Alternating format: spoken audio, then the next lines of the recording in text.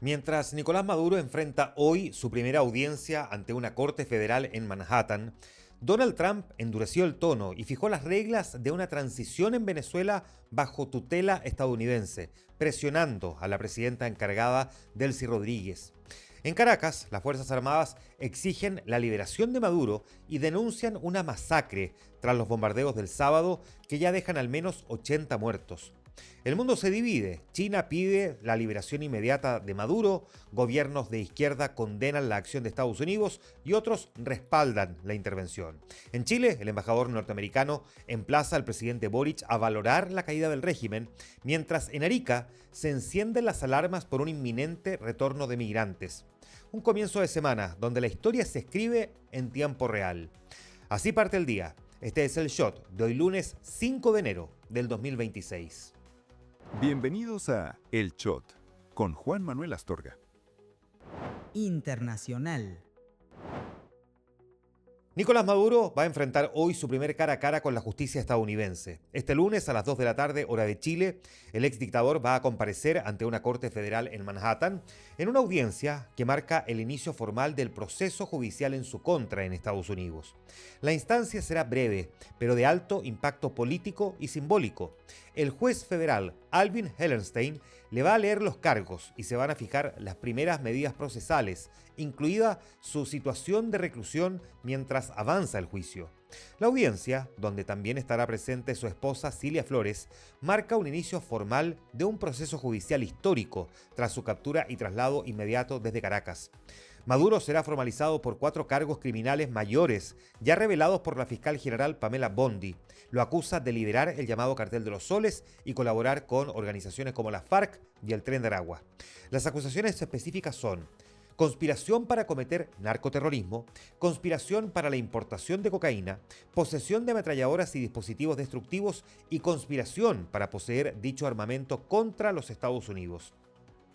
La gravedad de estos delitos implica penas extremas. Maduro arriesga una condena que parte con un piso mínimo de 20 años de cárcel, pero que podría extenderse fácilmente a cadena perpetua, dada la acumulación de cargos por tráfico de drogas y uso de armas de guerra. Más allá de lo jurídico, esta audiencia abre un nuevo capítulo político. El juicio no solo buscará establecer responsabilidades penales, sino que también fijar un precedente. ¿Hasta dónde puede llegar la justicia estadounidense cuando decide tratar a un gobierno extranjero como una organización criminal?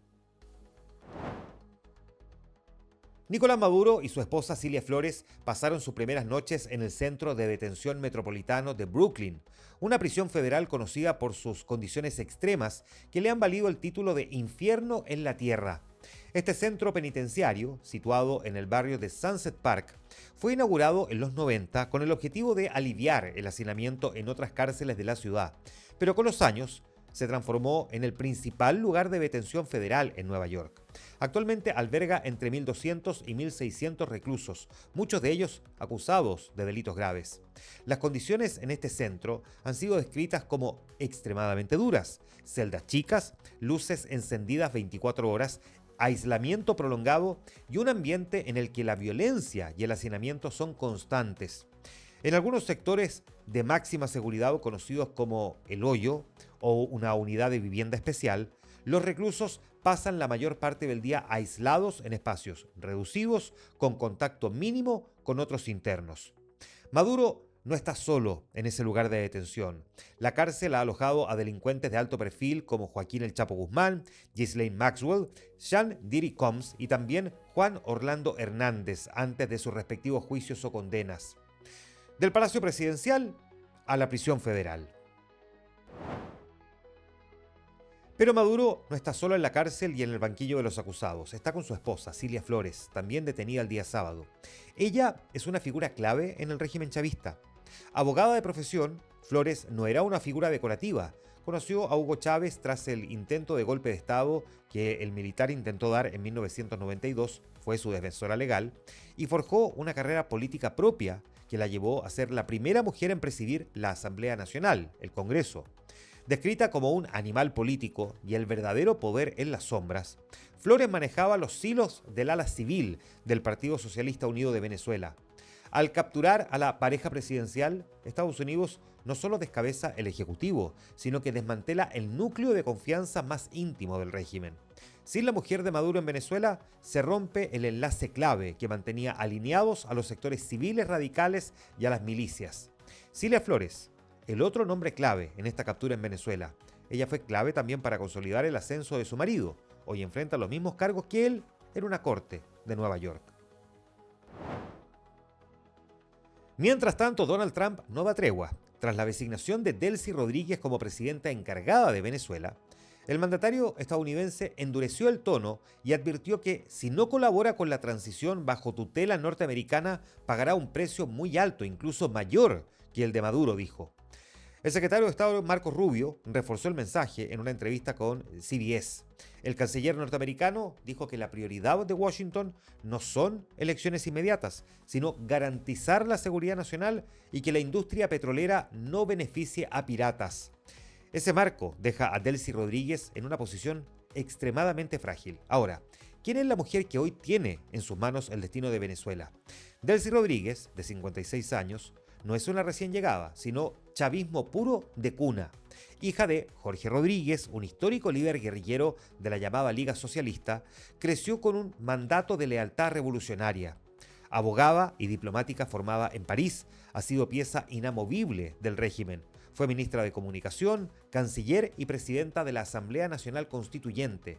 Se ganó la reputación de ser una operadora política implacable y muy pragmática. Junto a su hermano Jorge Rodríguez, actual presidente del Parlamento, forma el dúo más poderoso del ala civil. Aunque Trump asegura que ella está dispuesta a hacer lo que necesiten, Rodríguez ha respondido públicamente defendiendo la legitimidad de Maduro y llamando a resistir la agresión imperial. En los hechos, Delcy Rodríguez gobierna sin margen real, no controla plenamente a las Fuerzas Armadas, enfrenta una economía paralizada y depende de la tolerancia de Estados Unidos para sostenerse. Su liderazgo es transitorio, condicionado y muy vigilado.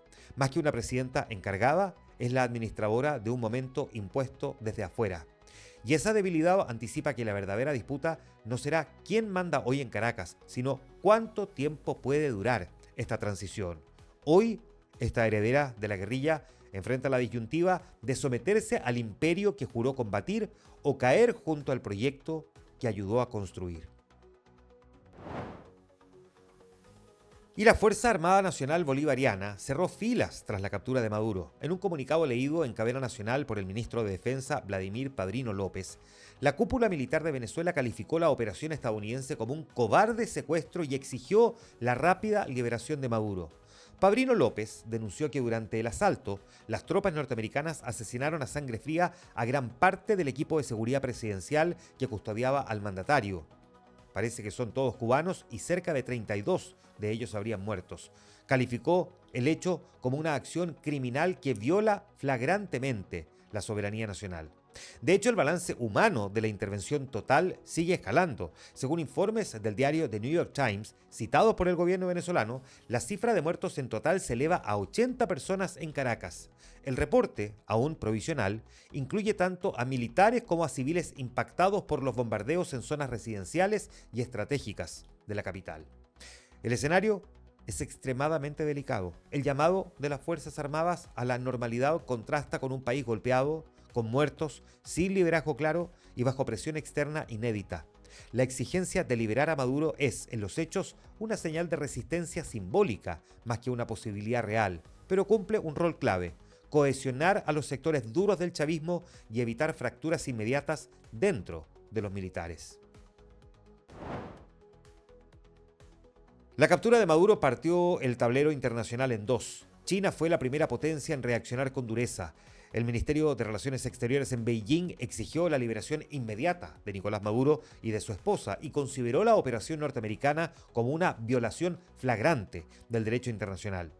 El gigante asiático instó a Washington a detener las acciones unilaterales y demandó una salida negociada y pacífica a la crisis, defendiendo la soberanía de su aliado estratégico en la región.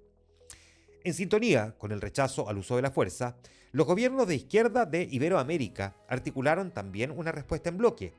Chile, Brasil, Colombia, México, Uruguay y España firmaron una declaración conjunta manifestando su profunda preocupación ante la intervención militar. El texto, suscrito por mandatarios como Gabriel Boric, Lula da Silva y Gustavo Petro, condena las medidas unilaterales que contravienen principios fundamentales, dijeron, y advierten sobre el riesgo de apropiación externa de recursos y apelan al diálogo como única vía legítima. El contraste llegó desde la vereda opuesta, el Grupo Libertad y Democracia, que es un foro que reúne a expresidentes de derecha como Iván Duque de Colombia, Mauricio Macri de Argentina y Mariano Rajoy de España. Ellos respaldaron sin matices la acción estadounidense. En su comunicado, celebraron el fin de la impunidad de una dictadura criminal y consideraron el uso de la fuerza como un recurso extraordinario y proporcional ante el agotamiento de la vía diplomática y la crisis humanitaria. El contraste deja en evidencia una fractura global. No hay una lectura única sobre lo que pasó en Venezuela. Para unos, se trata de una violación inaceptable del orden internacional, para otros, de una acción excepcional frente a un Estado fallido, capturado por redes criminales. La diplomacia estadounidense no tardó en responder a la condena de la moneda por el ataque norteamericano para capturar a Maduro. Recordemos que el presidente Gabriel Boric el día sábado cuestionó en duros términos el accionar norteamericano para detener al gobernante de Venezuela. Pues bien, Brandon Youd, el embajador de Estados Unidos en Chile, envió un mensaje directo al presidente Gabriel Boric instándolo a valorar el resultado de la operación más allá de los principios. Espero que reconozca que lo que se hizo fue por el beneficio de la gente de Venezuela y de Chile, dijo el diplomático, argumentando que la caída de Maduro es clave para la seguridad regional y el fin de la crisis migratoria. Youd, el embajador, enfatizó que la intervención busca un país seguro al cual los venezolanos puedan volver. Mientras el gobierno tensa la cuerda con Estados Unidos, la oposición despliega una agenda paralela.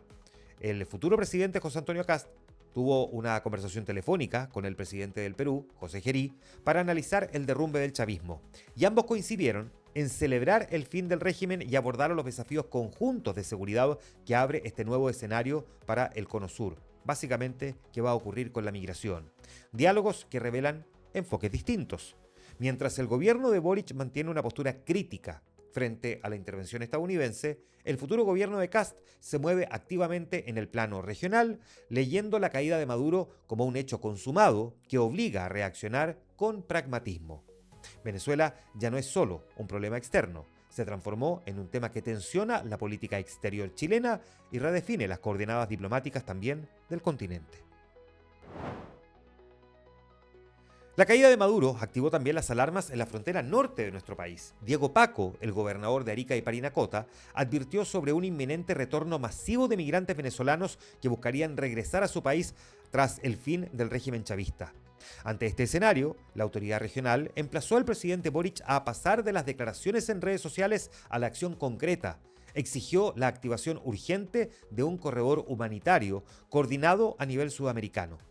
El gobernador sostuvo que se abre una posibilidad histórica para el regreso de millones de desplazados, pero advirtió que sin una gestión ordenada, el flujo podría colapsar nuevamente los pasos fronterizos y generar una crisis humanitaria inversa en la zona. La advertencia del gobernador confirma la otra cara de la crisis, la logística del retorno. Si bien la salida de Maduro es celebrada, un éxodo de vuelta desordenado puede ser tan caótico como la llegada. La presión por un corredor humanitario busca evitar que el norte se convierta en un embudo de salida. La actualidad del país se resume adicionalmente también con estos otros tres titulares. La ministra de Salud negó rotundamente haber favorecido a su madre con un trato preferente para una cirugía en el sistema público y descartó renunciar al cargo. Jimena Aguilera dijo que todos los procedimientos se hicieron dentro de los protocolos establecidos y que no hubo privilegios en la asignación ni adelanto de listas de espera. Su postura busca cerrar rápidamente cualquier percepción de conflicto de intereses, aunque sigue bajo presión pública y política por el caso que ha dominado la agenda en estos últimos días.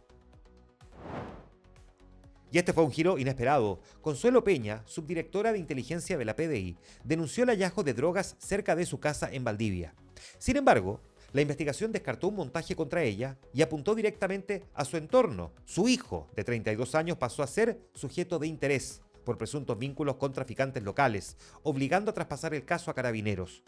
un caso que expone una vulnerabilidad en la seguridad. Que el entorno de la jefa de inteligencia esté vinculado eventualmente al narcotráfico abre una potencial brecha de extorsión y fuga de información en la cúpula policial que el crimen organizado podría explotar. Un grave accidente de tránsito en la ruta que une Villarrica y Freire dejó 10 personas lesionadas y un niño fallecido. El choque ocurrió la madrugada del domingo y movilizó a equipos de emergencia y carabineros. La Fiscalía investiga las causas del siniestro y no descarta exceso de velocidad u otras imprudencias.